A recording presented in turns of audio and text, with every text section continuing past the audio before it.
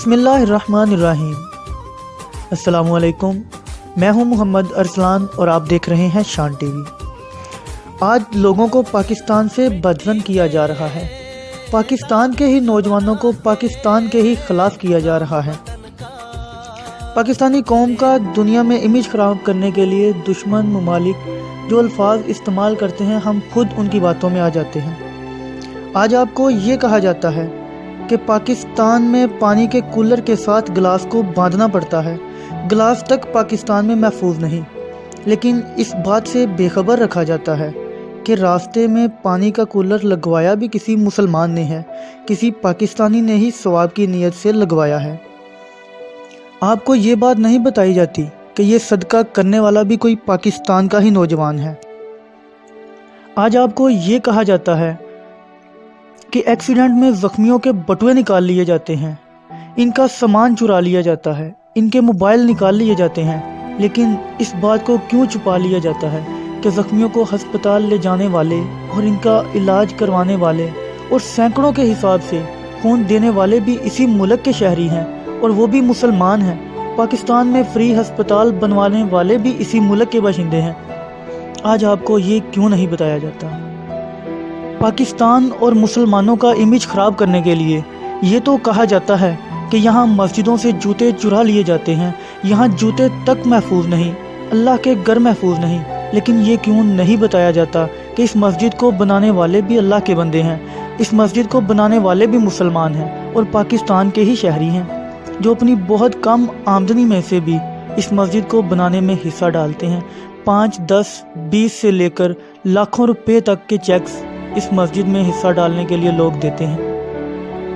آج آپ کو یہ بتایا جاتا ہے کہ زکوٰۃ کے پیسے لوگ کھا گئے، سیلاب زدگان کی مدد کے لیے اکٹھے کیے جانے والے پیسے لوگ کھا گئے، لیکن یہ کیوں نہیں کہا جاتا کہ متاثرہ لوگوں کی مدد کے لیے لوگ اپنے گھروں سے نئے بستر لے کر آئے، کھانے کے لیے راشن لے کر آئے، وہ بھی تو اسی قوم سے ہیں۔ آج کوئی دھماکہ ہو جاتا ہے تو لاکھوں سینکڑوں لوگ خون کا نذرانہ دینے کے لیے ہسپتال کے باہر کھڑے ہوتے ہیں، ہسپتالوں میں موجود ہوتے ہیں، اور 1 یا 2 دن کے بعد ہی بینر لگا دیا جاتا ہے کہ اب خون کی ضرورت نہیں رہی۔ وہ نوجوان بھی تو پاکستان کے ہی شہری ہیں، پھر ان کا ذکر کیوں نہیں کیا جاتا؟ بل گیٹس کے کاموں کا تو بہت چرچا کیا جاتا ہے، لیکن عبدالستار ایدھی کے بارے میں کیوں نہیں بتایا جاتا؟ آپ کو یہ کہا جاتا ہے کہ پاکستان کے اساتذہ بچوں پر تشدد کرتے ہیں، پاکستان کے اساتذہ جاہل ہیں، لیکن طاہرہ قاضی کو کیوں بلا دیا جاتا ہے جس نے APS میں اپنی جان دے کر اسٹوڈنٹس کی جان بچائی؟ وہ لوگ پاکستان کے صرف ان پہلوؤں کا ذکر کرتے ہیں جن سے پاکستان کا امیج دنیا میں خراب کیا جائے، لیکن پازیٹیو ایکسپیکٹس کو اگنور کر دیتے ہیں، چھپا دیا جاتا ہے، اور ہم لوگ انہی کی باتوں میں آ کر اپنے ملک کو اچھا نہیں سمجھتے، کیونکہ وہ لوجک ہی ایسی دیتے ہیں، ہم ماننے پر مجبور ہو جاتے ہیں۔ یاد رکھیے، پاکستان تو وہ ہے جس کی بنیاد ہی اسلام کے نام پر رکھی گئی، اور پاکستانی قوم ایسی قوم ہے جس کے پاس ڈاکٹر عبدالقدیر خان جیسے لوگ موجود ہیں، ایسی قوم ہے جس کے پاس حسن صدیقی جیسے نوجوان ہیں۔